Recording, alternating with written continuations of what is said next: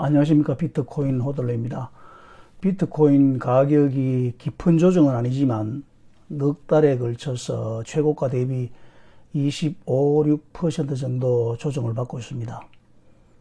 이런 시장에서 제일 먼저 생각나는 분들이 다름 아닌 최고점 부근에서 따라 들어갔다가 4, 5개월 동안 최고점을 재탈환하지 못하고 흘러내리는 동안 희망이 실망으로 바뀌는 경험을 하고 계시는 단기 투자자들입니다. 사실 장기 투자자 입장에서 보면 지금 조정은 깊지는 않다 하더라도 거의 만 2년, 그러니까 22년 7월 이후 가장 긴 조정의 기간이기는 합니다. 길게 보면 그렇게 심한 그런 조정은 아니지만 단기 보유자들은 대부분 미실현 손실로 전환되었다고 봐야 됩니다. 다시 말해서 비트코인 뭔가 될 줄 알고 들어왔는데 투자의 쓴맛을 보고 있는 거거든요. 온체인 데이터 상으로 비트코인 단기 보유자들은 320만 개 정도의 비트코인을 보유하고 있는데 이 중 290만 개 정도가 손실로 전환이 된 것으로 나타나고 있습니다. 대부분 이번 비트코인 불장에서 포모를 견디지 못한 비트코인 단기 투자자 대열에 서서 너도 나도 비트코인의 상승장에 올라타고 있는 동안에 일부 고래들은 비트코인을 시장에 내다 팔고 있었다는 말이 되기도 합니다. 그 후 4, 5개월 동안 고래들은 다시 얕은 조정을 버티지 못하는 단기 투자자들이 던지는 비트코인을 쓸어 담고 있는 그런 국면이라고 볼 수도 있습니다. 결국 이번 얕은 4, 5개월의 조정장에서 항복하는 세력과 공격하는 세력의 차이는 결국 자본력의 차이라고 볼 수밖에 없다는 것입니다. 제가 여윳돈이라고 침이 마르도록 강조하는 이유가 바로 여기에 있는데 왜 이번 조정장에서 단기 보유자들의 손실 전환이 안타까운가 하면 시장에 나오지 말아야 할 290만 개의 비트코인을 보유한 단기 보유자들의 투자 패턴이 너무나 흔히 보이기 때문입니다. 비트코인 호들러의 입장에서는 2023년 1월부터 2024년 3월까지 즉 3천만 원대에서 1억이 되는 구간까지는 비트코인을 매수하는 시점이 아니거든요. 그냥 상승하는 비트코인을 즐기기만 하면 되는 그런 구간이었다는 말입니다. 호들러들의 입장에서는 그렇습니다. 흥분할 일도 없고 그냥 당연하게 오를 비트코인 가격이니까 시장을 바라보고 있을 시점이라는 그런 말입니다. 그런데 비트코인 트레이드 하는 분들 입장은 완전히 다르죠. 어떻습니까? 상승장이니까 막 들어옵니다. 불나방처럼 들어오는 거죠. 눈치껏 올라탔다가 잘 뛰어내린 분들도 계시겠지요. 그런데 사람의 탐욕이 그걸 잘 이겨내지 못합니다.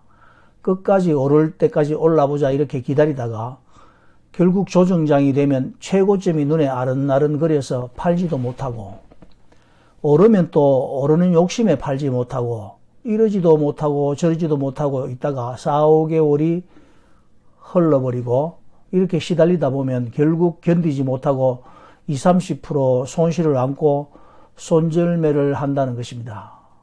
그러면서 손절매한 것을 대견스럽게 생각하면서 비트코인 시장에서 사라지거나 비트코인을 털려버린다는 것입니다.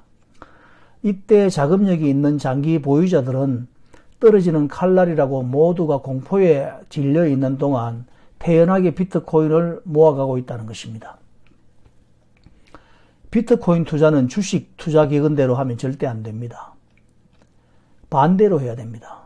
주식 투자는 대주주가 있고 오너가 있어서 주식을 유상증자로 주식을 늘릴 수도 있고 주식 분할도 하면서 소액 주주들을 농락할 수 있지만 비트코인은 그렇게 하지 못한다는 말입니다. 주식은 매수해서 장기 보유하려고 굳은 결심을 해도 대주주나 오너들이 유상증자를 하거나 분할을 하거나 기업을 합병하거나 물적 분할, 인적 분할 온갖 방법을 써서 소액 주주들을 물먹일 수가 있고 그런 짓을 스스럼없이 한다는 것입니다. 결국 판단 불가 상태가 된 많은 소액 투자자들은 이런 상태에서 버티지 못하고 주식시장에서 손실을 보고 주식시장을 떠난다는 것입니다. 그러나 비트코인에는 그런 여지가 없다는 것입니다. 그러므로 비트코인은 가질 수 있을 때, 즉 하락할 때 매수하면 그대로 감춰버리는 것입니다. 시장에서 빼돌려 버려야 된다는 말입니다. 너희들끼리 실컷 사고 팔고 마음대로 해라. 나는 모르겠다. 나는 내가 살 수 있는 만큼 비트코인 샀으니까 모르겠다. 내리든지 오르든지 이렇게 비트코인을 소유해야 된다는 말입니다. 제가 이 말을 계속 하고 있거든요. 그런데 이 말을 이해를 잘 못하시더라고요.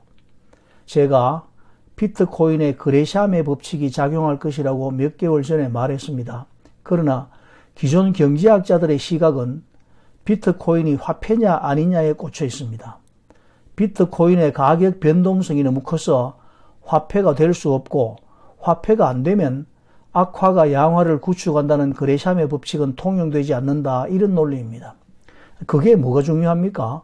하나만 알고 둘은 모르는 말을 하고 있으니까 답답하다는 것입니다.